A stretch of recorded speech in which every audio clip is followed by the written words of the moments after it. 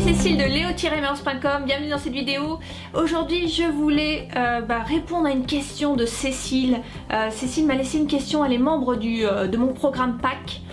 Et la question que pose Cécile, c'est comment se débarrasser de la tétine de sa fille qui a 3 ans. Il faut savoir qu'il y a 80% des parents qui donnent la tétine à leurs enfants. Et parfois, comme ça a été le cas pour moi, on n'a pas vraiment le choix. À la maternité, ma fille était partie avec une infirmière pour quelques soins. Et quand elle est revenue, elle avait une grosse sucette bleue dans la bouche. Et voilà, je me suis retrouvée devant le fait accompli, donc j'ai pas vraiment apprécié la façon dont ça s'est fait, puisqu'on m'avait pas du tout demandé mon avis. Mais la question que j'aurais pu me poser à l'époque, c'est est-ce que j'avais vraiment envie de donner une tétine à ma fille ou pas, et même si je voulais, eh bien la méthode était un peu cavalière, puisque l'infirmière avait mis un peu de miel au bout de la tétine pour lui faire accepter la sucette.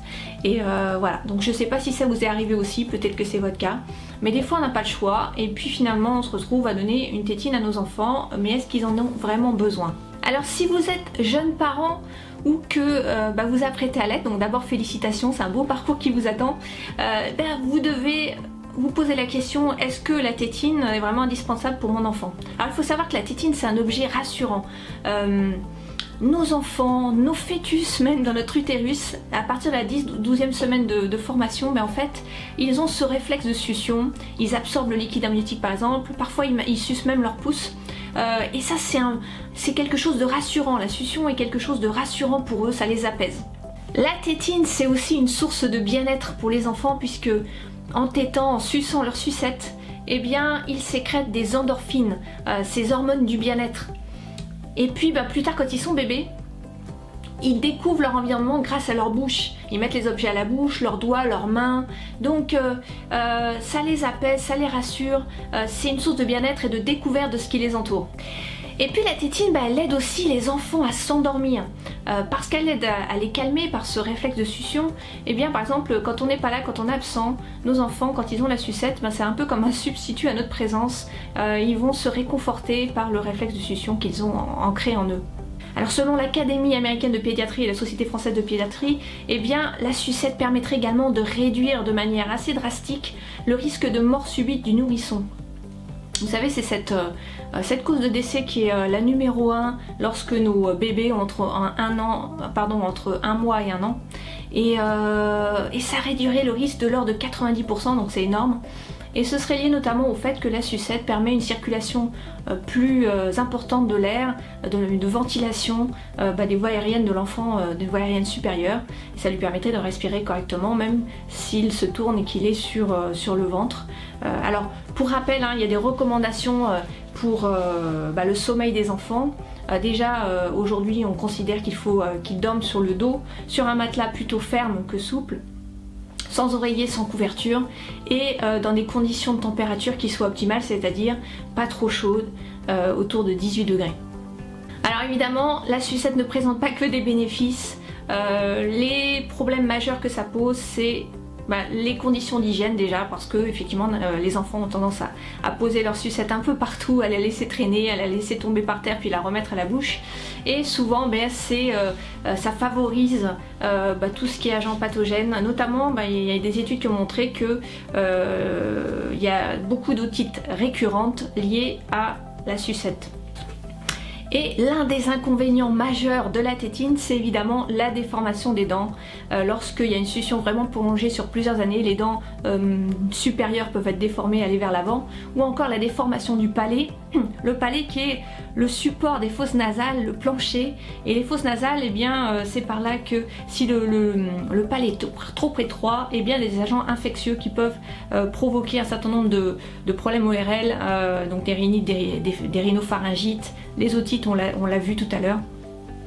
Donc ça pose quand même des problèmes de santé. Et il faut savoir que 70% des traitements en orthodontie sont liés à l'utilisation de la sucette. Alors d'un côté, on a les dentistes qui nous disent que effectivement il faut sevrer les enfants le plus tôt possible par rapport à ces problèmes de déformation, notamment des dents.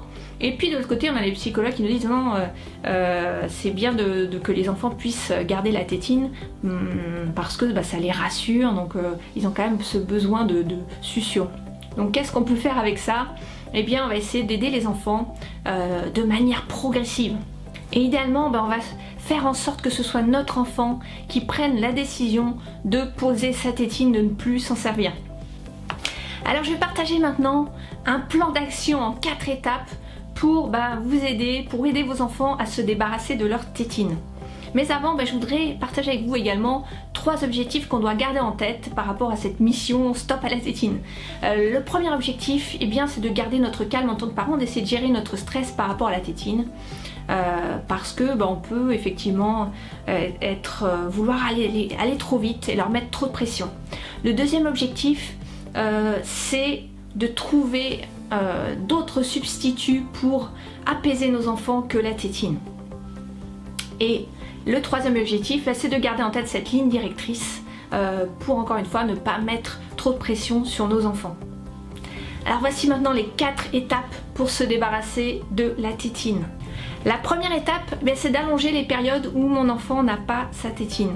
Donc on va s'assurer déjà que nous sommes dans un environnement plutôt propice, c'est-à-dire qu'il n'y en a pas d'éléments perturbants actuellement dans notre situation de famille, pas de déménagement en vue, pas de rentrée à l'école un peu difficile, de rentrée scolaire, pas d'événement de séparation particulière qui fait que nos enfants seraient un petit peu perturbés. Bref, on va s'assurer que c'est le meilleur moment pour commencer à mettre en place le changement, le sevrage.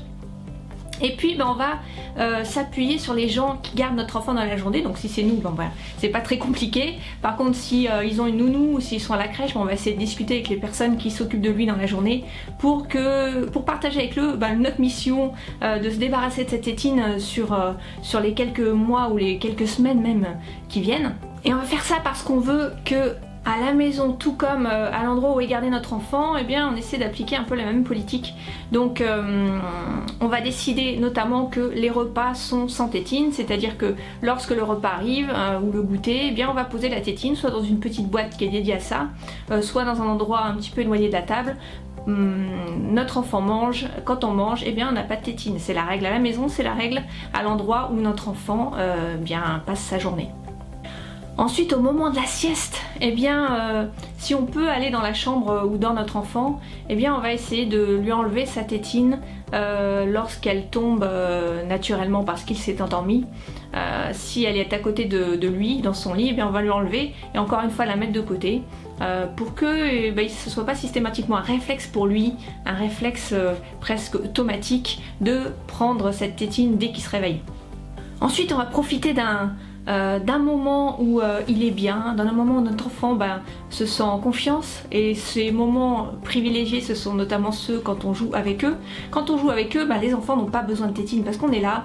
Il faut vraiment se rappeler que nos enfants ils ont vraiment besoin de notre présence, de notre affection, et que le jeu est le meilleur moyen de le leur donner. Donc quand ils sont dans cet état de confiance, quand ils sont bien et quand ils jouent avec nous, il n'y a aucune raison qu'ils aient leur tétine.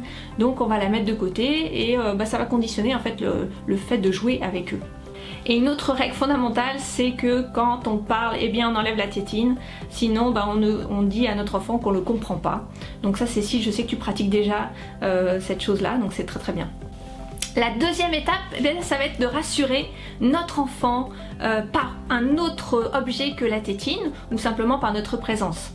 Donc on va essayer dans la mesure du possible de substituer la tétine à par exemple un objet comme le doudou qui est beaucoup moins addictif, même si nos enfants veulent les emporter partout, mais disons que c'est moins problématique que la tétine qui provoque donc des problèmes notamment au niveau dentaire. Donc on va substituer un maximum cet objet par un autre. Ensuite on va essayer de défaire nos enfants de l'habitude de recevoir la sucette systématiquement quand ils pleurent. Non, quand ils pleurent, nos enfants n'ont pas à avoir la sucette, surtout si on est là.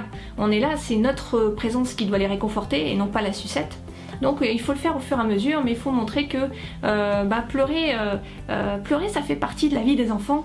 C'est quelque chose qui n'est pas forcément très agréable pour nous, mais ça fait partie de leur vie, c'est comme ça qu'ils libèrent leurs émotions, qu'ils libèrent ce qu'ils ont accumulé comme peur, comme frustration, comme colère dans la journée ou dans les jours précédents. Et donc pleurer, c'est pas quelque chose de problématique en soi.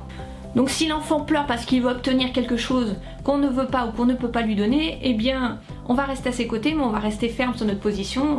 On peut dire non, on a le droit de dire non. Ça fait partie du cadre qui est structurant pour nos enfants. Et puis, si par contre il pleure parce qu'il s'est fait mal, évidemment on va le réconforter. Mais encore une fois, c'est nous, c'est notre présence qui est réconfortante, c'est pas la sucette. Le troisième point qui est important, c'est de jouer avec nos enfants. Donc jouer avec nos enfants, eh bien c'est ce qui permet d'alimenter nos enfants en affection, en temps de présence. Et c'est fondamental pour créer ce lien qui fait qu'effectivement on va pouvoir aussi se débarrasser plus facilement de la tétine, de la sucette. Donc un exemple de jeu qu'on peut pratiquer avec nos enfants pour les libérer notamment de leur tension accumulée par le rire, c'est je vais t'attraper, attention je vais t'attraper, donc on court après nos enfants, ils s'enfuient, évidemment on rate quand on les attrape, c'est toujours mieux parce que ça les fait rire encore plus, et encore une fois on joue à ce jeu, on a posé la tétine, on l'a mise de côté, et on va pouvoir passer un bon moment avec eux à faire ce type de jeu qui crée ce lien et qui permet petit à petit de lâcher cette addiction vers la tétine. Alors notre rôle de parent, ça va être de faire en sorte de répéter régulièrement ces étapes avec notre enfant, de façon à petit l'emmener à la 4e étape qui est de la décision de se débarrasser de cette tétine. Donc la décision en fait, ça va être soit de jeter la tétine à la poubelle quand il aura décidé, ou encore de la mettre dans une petite boîte. Alors nous on a une boîte que Luce, ma fille, a depuis qu'elle est bébé, et cette boîte elle contient un certain nombre de choses. Alors on n'a pas de tétine, on n'a pas gardé parce que c'était pas problématique réellement pour elle, mais on a un certain nombre de choses, un petit nounours qu'elle a eu à sa naissance, la boîte à dents de lait, voilà les premières mèches de cheveux, donc tous ces petits objets d'enfance, de bébé qu'on garde dans une boîte dédiée, qui est un peu la boîte à souvenirs que vous pouvez faire, que vous pouvez customiser même pour vos enfants et avec vos enfants. Et l'idée c'est de pouvoir glisser cette fameuse tétine dedans s'ils veulent la garder, ou encore de la jeter s'ils décident de le faire. Alors pour que notre enfant décide par lui-même de se débarrasser de la tétine, eh bien il faut d'abord le mettre dans cette condition d'autonomie qui va l'aider dans les tâches quotidiennes. Donc par exemple, on va favoriser toutes les actions qui permettent de faire les choses tout seul. Donc par exemple, enfiler ses chaussures tout seul, un vêtement tout seul, mettre la table, nous aider, le responsabiliser, lui donner des petites responsabilités qui lui permettent d'accéder à plus d'autonomie. Et à un moment, on va lui dire ok, tu vois, tu n'es plus un bébé, tu arrives à faire des tâches de grand maintenant. Et on va profiter par exemple de chaque petit anniversaire, donc ça peut être quand il a 3 ans et 1 mois, ou un peu avant même, pour essayer à chaque mois de lui dire maintenant t'es grand maintenant, t'as ta boîte à bébé, t'es plus un bébé, tu veux mettre ta sucette dans la boîte à bébé, voilà, ou alors on va la jeter à la poubelle, est-ce que tu veux la jeter à la poubelle. Donc petit à petit on va répéter comme ça à des dates encore une fois assez rapprochées pour qu'il se mette dans cette condition de vouloir lui-même s'en débarrasser. Et puis après on peut profiter d'événements particuliers, par exemple ça peut être ça peut être Noël, ça peut être un événement comme un anniversaire ou Noël où il va faire ce don au Père Noël de sa sucette. C'est un don important, c'est quelque chose qui montre qu'il est grand. Ou alors il va la troquer contre un autre objet qui soit plus un jouet ou quelque chose qui lui plaît. Et au final, quand on est vraiment en bout de parcours et que ça s'annonce plutôt bien, on sent que notre enfant est prêt à passer le cap, eh bien on peut faire un petit trou au bout de la sucette pour enlever cette attraction de la sucette, parce que l'effet de succion sera moins facilité par ce trou. Donc on va casser un petit peu ce processus et on peut le faire encore une fois au bout de ce parcours. Donc j'ai ajouté sur le blog leo-maros.com, vous pouvez aller faire un saut par le lien qui est sous la vidéo, une sélection de livres qui sont dédiés à ce sujet des sucettes, comment s'en débarrasser, donc des livres pour les enfants. Ça va encore une fois les aider parce que c'est quelque chose de l'extérieur et donc ça va apporter un peu d'eau à votre moulin. Voilà, j'espère que cette vidéo vous a aidé. Merci également si vous avez des astuces, que vous êtes parent et que vous avez déjà vécu ce genre de situation de se débarrasser de la sucette et que vous avez trouvé des solutions un peu ludiques, n'hésitez pas à la partager, à les partager sur le blog pour aider Cécile et d'autres parents à passer ce cap de se débarrasser de la sucette de leurs enfants. Voilà, merci et puis je vous dis à très bientôt sur leo-maros.com. Ciao.